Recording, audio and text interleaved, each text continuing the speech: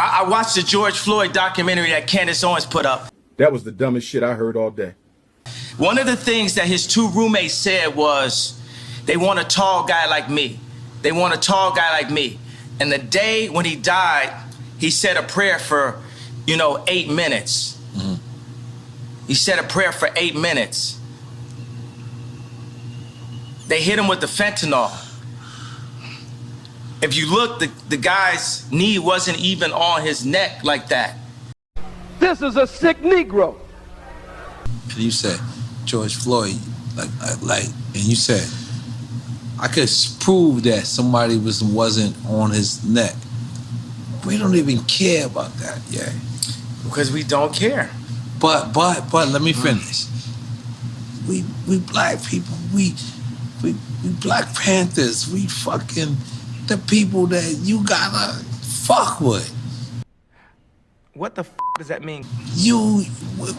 We fucked with you when it was time for you to say that it's the fuck with you. What the does that mean? We want to continue to follow you. We do. You are yay. But when the white lives matter, we know white lives matter. We know that. But Black Lives Matter when we are getting killed every fucking single day.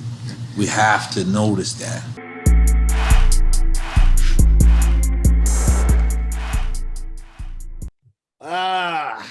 Well, here we are again. Once again, talking about a very important and funny topic. Such a podcast down. G in the building, Reek in the building. Yep. McFly also in the building. And I don't want to call him the gift that keeps on giving, but this man can't stay out the fucking news to save his life. Mr. Kanye West, or Ye, because you don't want to disrespect him, I guess, is a big thing now. Yeah. Made some comments, some interesting comments on Drink Champs. He had to said some wild shit for Nori to go on Breakfast Club and apologize for him. Right. Which is what happened. Yeah. I don't know if I would have did that. I think we'll get into it. Either way, if you didn't catch our opening clip, essentially what happened was Mr. West had a lot of random conspiracy theories. One about the passing of George Floyd, in which he talked about the fentanyl that was in the system, and all these facts he got from Candace Owens' documentary, which just seems really stupid to me. Like, she has a clear agenda of how she felt about the shit from the jump. So if I don't go get facts, I'm gonna go check out her documentary first, naturally. Okay, dumbass. But okay, moving beyond that, you mentioned some shit about the Jewish people, about again these conspiracy theories and all this other shit. So he's under fire right now for some of those things. First and foremost, in terms of what he said on Drink Champs, I know you alluded to this, Reek. Should Nori have done something different? Because now obviously there's a lawsuit that's being talked about by the family towards him, which I have my thoughts on the lawsuit as well. Don't know if that was the right move or whatever, but that's their choice, obviously. This is George Floyd's family that is having a lawsuit against Kanye West. Yeah, I don't like it. Should Nori have done something different? Because in our opening clip, he kind of addresses it and says, hey, he does. I mean, he did this. Other people, especially Black celebrities, have done this. Most recently, Diddy did this. Where these some tap dancing motherfuckers, man. They just you be like, yo, it's crazy a dude can say some shit that Kanye says, and they just be like, yo, first and foremost, man, he a genius and I love him. Like, everything start off with that, and then it's like, but he's a super free thinker, and respect is how much are you gonna ride that man meat sack before you all right, he bugging. You can still say that stuff at the end, but he's bugging, and I feel like that's kind of what Nori did in the actual episode. Apparently, he was worried they were gonna walk out. He's already warned by Ye's people. Listen, You cut the camera off, he dipping. Cut the camera off is one thing, but like you can't even respond, which is hard because Kanye has this like tendency to just drone on and on and on and on and go from point to point. But again, I love it to floor to you guys. What do you think should have happened? What would you wanted Nori to have said to that dude? He's just saying wild, crazy things that aren't really true. I think the biggest thing that Nori messed up with is like there was like no pushback. Like that's the biggest thing. I think like if you challenge him at all for any of the stuff that he's saying, then I think the interview is a little bit different because now you're asking them to actually further explain his point. And then you also have a counter there.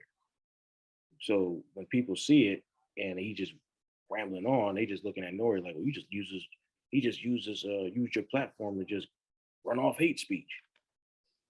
And there was nobody to debate him on it. You know, so you know, and it's funny as much as Nori cuts people off, he let Kanye talk. So like he's notorious for it, right? He's known for that. And he was just letting Kanye was ripping. It was just like, all right, I'm gonna let you have your moment. Yeah. You know what I mean? Normally Nori cuts him off and talks about something that has nothing to do with anything. Right. And then cut him off in the middle of a good ass story too. All right. Right. Always. He was in a good story. He's like, all right, so you know, you got your bike stolen in 3rd grade. Like after he like he was talking about the shoes. Normally Nori would do something like that. He just cut him off, start talking about something else. But like he didn't do that. So and I think that's what kind of messed up I think that's what got him in more trouble than anything. That he just let him just front his mouth and ain't say nothing back. Or say anything to really counter what he was saying. Yeah, I don't know. I got a different take, I think. I guess it depends on what type of I think Nori's a great host, terrible interviewer, and I think it depends on what type of show or what type of content that whoever is going on is putting out. And Nori's just never ever going to be prepared to push back on anything because he's just out here having fun. He made a show about drinking. He not prepared. Yeah. I think he said okay. Well, no, I think he said on the Breakfast Club when he called in that he was drunk. Yeah.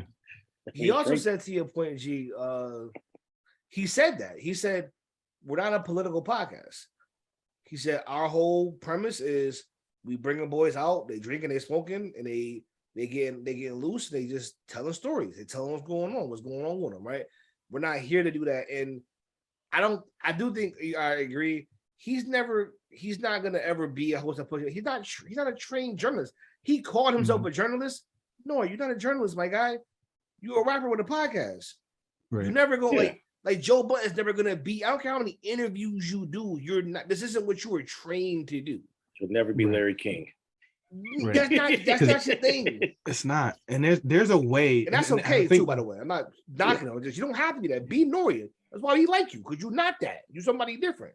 So yeah, it's just I wouldn't expect anything less than what happened from him, because there's a way where you push back. If you're worried about somebody leaving, you either want them to leave for the viral clip, or you are an interviewer that can ask questions and put things in a way that doesn't make them feel like you're attacking them. It's okay to disagree with people. You could put it in a way where it doesn't feel like you crazy. You think I'm crazy, don't you? Like I hate to bring up Joe Rogan, but watch every single Joe Rogan. Like Joe Rogan, he does things in a way where it's like, yeah, I don't really know if I agree with that, but you know, to each his own. He'll say something like that, and like they say some wild stuff. He'll say some. Yeah, Joe Rogan has had some guests that said wilder stuff than right. And he'll just sit there with a blunt and look at you and be like, yeah, I don't know if I agree with that, but I don't know much about it, so they move on. Or he'll say like, is that really true? Now there are some people he don't push back on. I'm not trying to say he's perfect, but like I think everybody has their person that they're scared of, and I think Nori's just scared Kanye could, I don't know, he don't want to make him mad. That's his rapper friend, right? For whatever reason. And you know what though, is also something that's, as I alluded to, it's not just Nori. Everyone's scared to make Ye mad. That's kind of the problem. I don't get it though. Like anybody walk into a room with a tucked in shirt and Mega Man boots, it's not gonna scare me. I don't know what it is. Like he came with a bunch of like the quote unquote, as he called like the thug rappers. He called out Meek and others and said, "Yo, come." He said a lot of "come kill me." I don't know why he was yelling that. He said, "Come kill me. I can't touch me." I'm like, you called out Diddy and Meek and said, "I can't touch me." Like, y'all having beef? I don't understand. Like, even when Diddy is a thug, Diddy said, "I want to talk to you face to face." Like, to me, that sounds like some man to man shit. He didn't say he's gonna come punch you in the face. Right. When's the last time Diddy got into a fight? This is Puff. Right. Are you serious? Right. He's not coming to fight you. Shiny suit coming to fight you? Come on now. That doesn't make sense. So I don't know what this like whole like fear that the industry has from him. Maybe it's like, I don't know, maybe the he's a genius. That's why. Right. That's the whole thing. People I keep really being told he's a genius, but here's the thing that bothers me about him being a genius. Several things have come to light that concern me about his genius. Number one, you were citing things historically inaccurate. You're a genius. How are you citing this much stuff historically inaccurate? You're not that type of genius. Slavery being a choice. I mean, if you've never read any historical documents about slavery, then just say that. Oh, but you have said that because you said, I don't like to read. No, but his fans, they can describe it better, so that's why he's a genius. Okay, all right. Yeah, they argue with me all the time. Like his fans, they justified it. Yeah, also, if you're like, I don't get it, crap. If you're a genius as well, are you not realizing that Candace Owens is playing you for a step? Hey, how about this? I have this failing conservative social media platform that my husband owns. I'm going to say a bunch of great things about how awesome you are. You want to buy this? Yeah, I do. Right. This might go down as one of the greatest licks hit ever. Right. Like, what? I'm about to hit that man for like 150 mil because they raised on 156 million already, so it's going to be more than that. He'll hit you with the greatest grift ever. Talk about a chess move. Ah, man. It's not chess. It's checkers. He just jumped you twice. He king me. It's real simple. You don't care. It ain't even a chess move. It's a clear, easy grift. I don't know what we're talking about. Just beating him easy. She'll move her back row. Right. Now you play by checkers. You got half your pieces still there. You beat him with 3 pieces. That's a genius. Because that's not beat by 3 pieces. She got 3 kings on the board. What are you talking about? 4 queens on the board. Like, how you get every pawn across though? Every single time? Like, they stop nothing? Nah, man. When he started off that interview saying, I'll watch her interview, I was just like, damn, she good. I was like, damn, she's good. But the thing is though, you also got people like, let's not like put it on kind. You got people like Killer Mike that's like validating her kinda. He's like, I don't really agree, but he's like not. She's saying some wild stuff that's destructive to our community, and you got people like Killer Mike saying, yeah, she should have a voice. She should talk. And like, I agree, free speech and all that, but like Kanye ain't the only one that's like riot Candace in the rap community. Here's the thing, and this is why I talked about we need a black delegation. I've been calling for this for a long time. Here's why. As someone who I'm technically a trained historian, right? So I understand the historical impact of some of the things that we're going through right now. Not saying I'm talking all the big shit, just was what I took in school, right? So when I hear people talk about things that I studied and they have half the story, this is why you shouldn't speak for certain things because you don't know. I don't know what they've read or what they've done, but when I hear people take historical evidence and then misquote it, it shows you can't lead me. There's a reason why, in theory, the people who end up being like oftentimes politicians, people who get like those positions are often well-read, well-versed, have high degrees, have had difficult jobs, right? You trust in their expertise to know what they're talking about. And in some positions, you have to have certain expertise, right? You can't be the head of CDC or the head of like disease prevention and not have studied fucking disease, not be a doctor. Oh, you want to be the lead attorney for a state? Well, you got to have a goddamn degree. You can't just go on a fucking podcast, talk some good shit, and now you get to charge criminals. You got to have some fucking expertise, some study, some research behind your ass. The problem with rappers and people who make money off of being talking heads is you ain't did shit. Candace Owens don't got a fucking degree. But then she says shit like, oh, because of the system we have, we're making a bunch of people that think they're smart because they have degrees. That's a funny joke, but you don't have one. So how are we talking about political shit or historical shit or documentary shit? You didn't even get a degree to be a journalist, which you're faking the people on TV every day. If anything you look up is going to show people with degrees generally have a better life. Not everybody, but people with degrees, generally speaking, have a better life. And no, but I'm not going to use that data. I mean, even besides that, like, which is fair, fuck having a degree thing. If you want to speak on a certain thing, shouldn't you have some kind of training? Yeah. I don't speak on electric. I don't speak on how to avoid electrical fires. I'm an electrician. How stupid would it be to go to my house and be like, hey, can I give you consulting on how to make sure your home is electrically safe? I don't fucking know. How can I tell you that shit? And that's what we have happening when you have rappers, because in our community, there's a problem. Wealth and status equal intelligence. That's not true. Because Killer Mike is a rapper, because he makes lots of money, does not mean he's fucking smart. It means he was able to rap and market himself as a fucking rapper. He should not lead any goddamn discussions about anything he don't understand. He can be a voice and say, hey, I want better for our people and do research. But there are people in our communities who have been doing that shit longer than a couple of years. We don't have a platform for them. And that is the problem. So people come up, do that shit, and they're like, oh yeah, bet I'm gonna be the person to talk about this shit. I remember T.I. was on that woke shit too. T.I. was like, listen, I'm trying to tell you, man, you can't keep your house in order. You're not prepared. Shut up, T.I. The people are nobody. They will never confront people that are prepared to debate them. It's just it's no, it's in their game plan. I mean, it's exactly the case. Yes.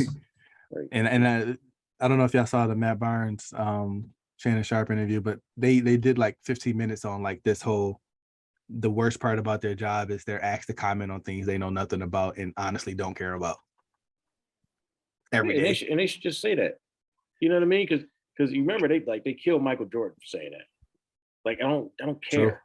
True. Yeah. Killed him. We need to be Jordan's like, listen, I don't know. It's not my thing.